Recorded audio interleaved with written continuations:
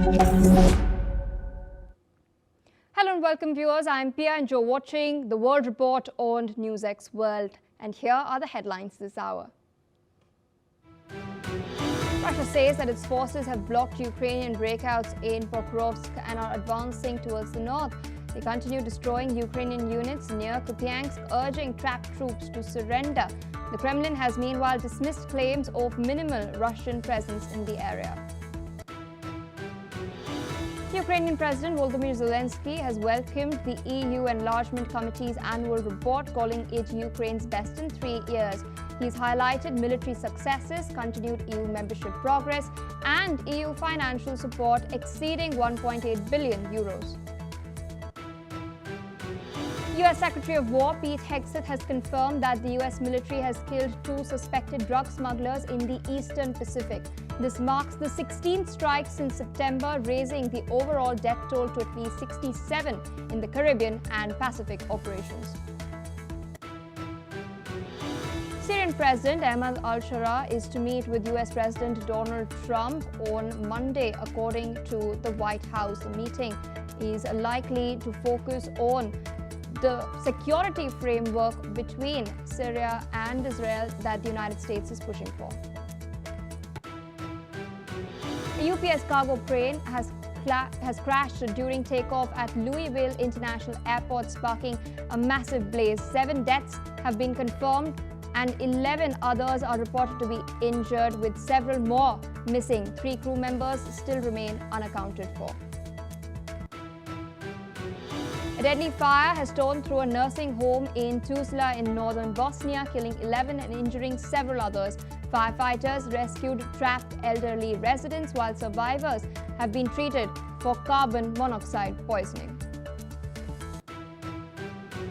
According to Syrian state media, Syrian Foreign Minister Assad Hassan al-Shibani has met with Middle East Institute President Ambassador Stuart Jones in Damascus to discuss regional developments and Syrian-American relations. The talks focused on enhancing bilateral dialogue, boosting cooperation, and lifting the Caesar Act sanctions. The death toll from Typhoon Kalmegi has risen to at least 90 in the Philippines, with the Cebu province the worst hit. Floods have been reported and wind speeds are 80 miles per hour, which have swept through cities in the country. Well, viewers, those are the headlines and our top focus. We're now learning that Kremlin spokesperson Dmitry Peskov has stated that the Ukrainian government is attempting to conceal the situation that its troops in Kupiansk and Krasnoyarsk are facing at the moment. Peskov has claimed that Kiev has blocked media access to areas where Ukrainian soldiers are reportedly encircled by the Russians, rejecting an initiative from Russian President Vladimir Putin to allow reporters into these locations. Putin had earlier stated that Russian forces would not oppose foreign, including Ukrainian media, visiting the encircled areas. The Russian Defense Ministry has confirmed that it is preparing to suspend fighting for 5 to 6 hours and provide safe corridors for journalists to visit Kupiansk, and Dimitrov has also assessed the situation and spoken about the safety of these journalists as well on the moment of their exit. Meanwhile, in response, Ukrainian Foreign Ministry spokesperson Georgy Tykhy has warned that Kiev would consider such visits by foreign correspondents a violation of Ukrainian law. With us on the broadcast is Professor Andrew Latham. He's a professor of international relations joining us from Minneapolis. Thank you so much for taking our time and speaking to us on NewsX World. At the outset, I wanted to understand from you, on one hand, we are witnessing airstrikes targeting energy infrastructure, power grids as well on either side of the border. But on the front lines, Russia is now claiming to have an edge and has claimed to break through Ukrainian defenses in some key cities as well. How do you read into what's happening on the ground? Well, I think there has been a lot of adaptation on the Russian side. They're no longer engaging in meat grinder tactics reminiscent of the First World War. They have small infiltration groups now. They're really targeting right behind the front lines, line of contact. They're targeting the Ukrainian drone infrastructure.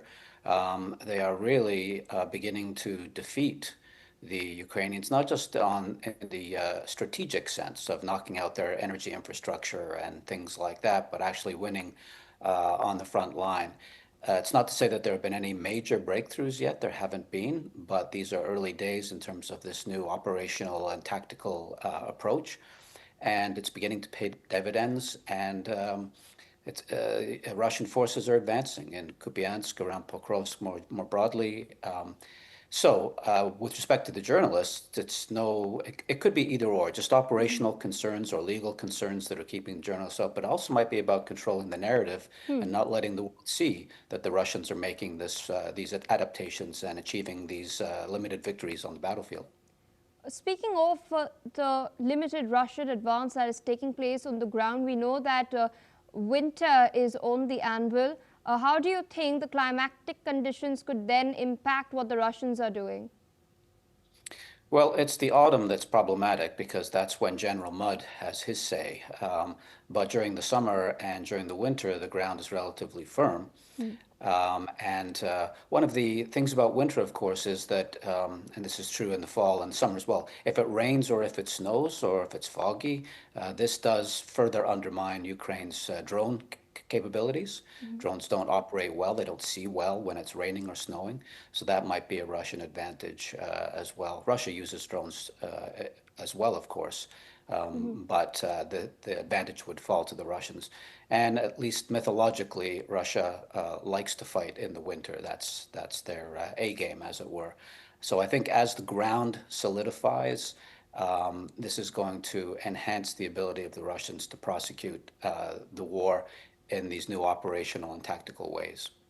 Moving away from the front lines, we've seen that Ukraine had struck Russia's Black Sea port of Tuapse. It had, in fact, managed to successfully hit an oil tanker there as well, and the Rosneft oil refinery. We already know that the Americans have placed sanctions on two of Russia's major oil firms. And we're also now learning that the oil refinery at Tuapse has halted processing crude oil. Thereby, this will, of course, have an impact on the supply chains. What is your assessment of what's taken place and the implications of that, especially for the Russian economy? Right. I mean, it's the Russian sale of oil on the global market to various marketplaces is financing and sustaining the Russian war effort. And if that were to be curtailed significantly, seriously, whether through sanctions, primary and secondary, or whether through strategic strikes against Russia's energy and oil infrastructure, that would hurt the Russians. That has not happened so far. Those two Russian oil firms that have been sanctioned account for about 50% of Russia's sales on the open market globally. American sanctions are a little ambiguous. It's not clear that there's secondary sanctions that will kick in. It's not clear that China and India, for example, will curtail their purchases of this oil. And Ukraine's military strikes against Russia's oil infrastructure have been important narratively, but not significant or determinative in terms of Russia's ability to finance the war. The damage that's done is often repaired quickly. It's not as serious as as the Ukrainian press would make it out to be, and the Western press as well. So the Russians are still in a position to hang in there for the foreseeable future. All right, so requesting you to stay on with us as we're tracking some other developments, this time from within the United States of America. We're now learning that the U.S. Supreme Court will hear arguments today on the legality of U.S. President Donald Trump's sweeping tariffs.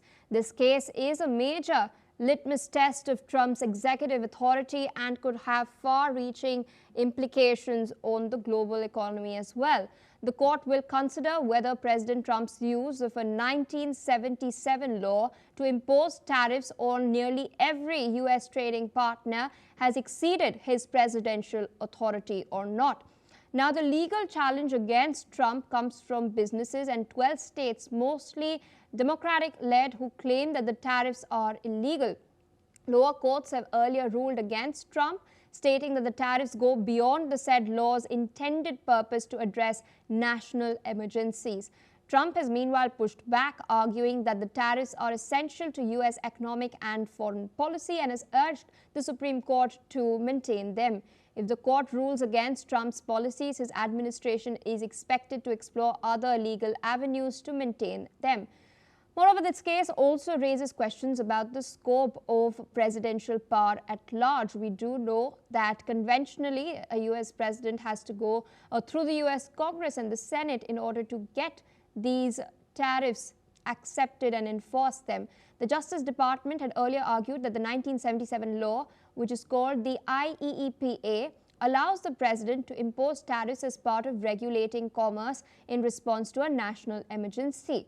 In all of this, it's also important to note that as per the most recent data released by the U.S. Customs and Border Protection Agency, the IEEPA-based tariffs have generated $89 billion in estimated collections between the 4th of February and the 23rd of September.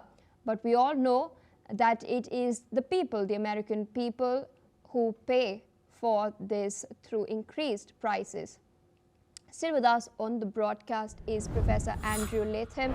How do you see this playing out? Because we do know that the U.S. Supreme Court at the moment is conservative leaning. Of the 9 judges who are there currently, 6 have been nominated by a Republican president and 3 by a Democratic president. How do you see this panning out in the hearing? Will they go by the rule books? How could they interpret this?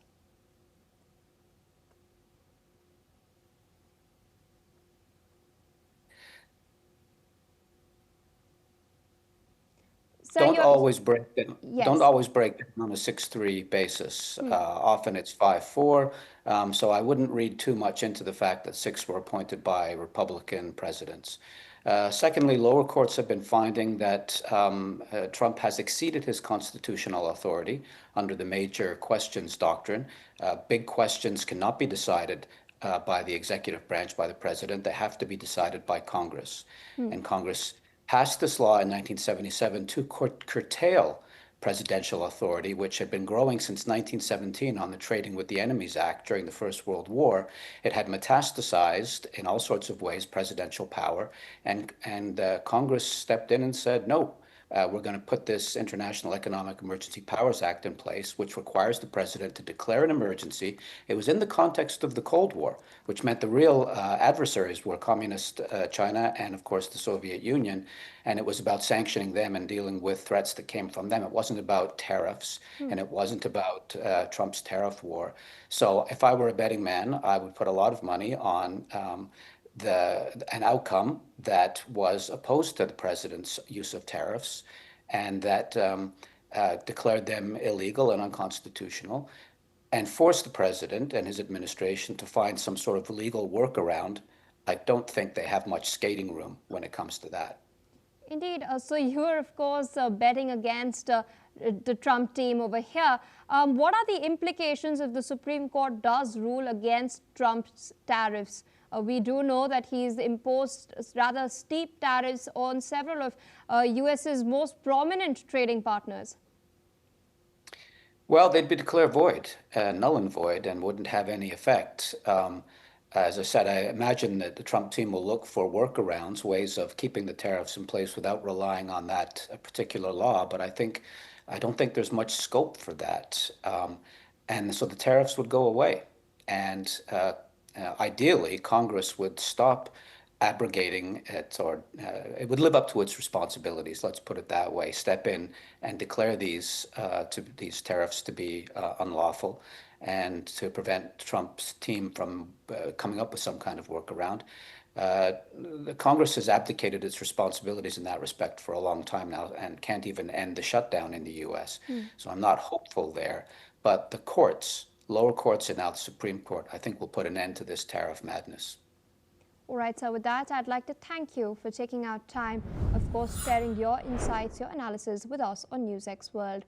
With that, viewers, we're shifting focus away from the United States towards what's taking place in the Middle East. We're now learning that Hospital officials in Gaza have received the bodies of 15 Palestinians from Israel following the return of IDF Staff Sergeant Itay Chen's remains last night. This brings the number of Palestinian bodies returned to Gaza over the past month to 285 in exchange for the remains of 19 Israelis returned by Hamas. Hamas has also turned over the bodies of 2 foreign nationals, one from Thailand and another from Nepal. Israel has been releasing 15 Palestinian remains for each Israeli hostage returned. Fewer than half of the bodies have been identified due to a lack of DNA testing kits in Gaza. The Gazan Health Ministry has been posting photos online in hopes that families will recognize them. With us on the broadcast is Mr. Peter Baum, foreign editor of Weekly Blitz, joining us from London. Thank you so much for taking our time and speaking to us on NewsX World. We once again see Israel is living up to its obligations under the first phase of the ceasefire agreement that had been inked. It's returned 15 more Palestinian bodies to Gaza after it had received the remains of the IDF's staff sergeant last night, Itay Chen. What do you make of what's transpiring on the ground and the delays we're seeing as far as Gaza, the Gazan ministry returning the bodies to Israel is concerned? We've of course been discussing it day after day. How long do you think this can continue for? Hi, good afternoon, Pia, and thank you for having me on your program again. Well, the return of bodies must be seen by all parties as a positive sign, because if nothing else, it keeps the phase 1 of the peace process going. Now, obviously, Hamas are trying to delay the return of the bodies for as long as possible. They're eking out the time frame because they need to re-establish themselves politically and probably militarily in Gaza. And this is the only leverage they currently have, because they're currently being isolated by even their former supporters.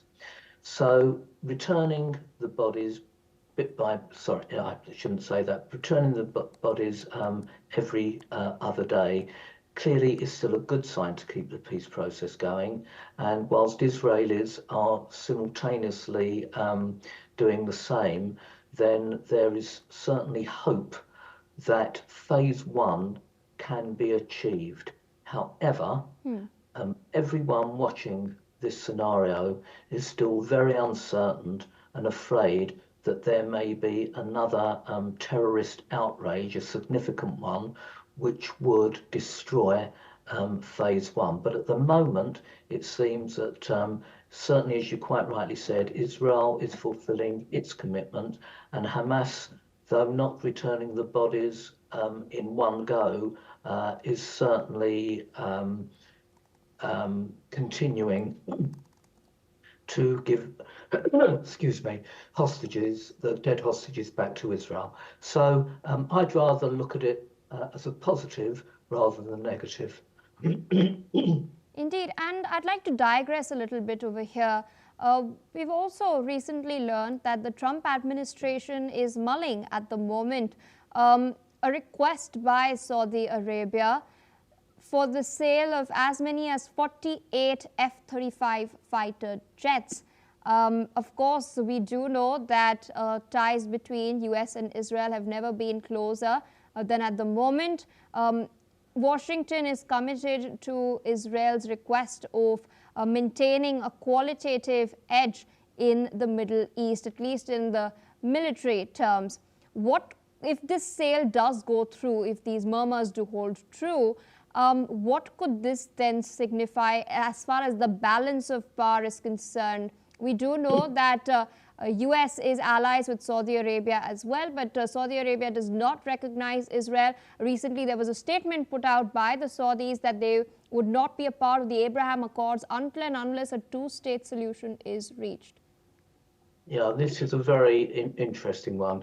You know, I think Israel were more concerned about the sale of Typhoon jets to Turkey by the United Kingdom than they would be about the sale of these fighter aircraft to Saudi Arabia. There is no doubt that the Shia-Sunni divide is assisting Israeli-Saudi ties. And I think one of Trump's wishes before he leaves office is to get Saudi in the Abraham Accords. Now, there may be caveats applied to the sale of aircraft to Saudi. One of them, indeed, may be that Saudi must come to the table and join in the Abraham Accords.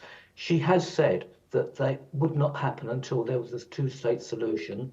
But I would not be sure of that, because don't forget, prior to October the 7th, Saudi were about to sign the Abraham Accords without there being a two-state solution. Yes. And I think she could go back to that original position still.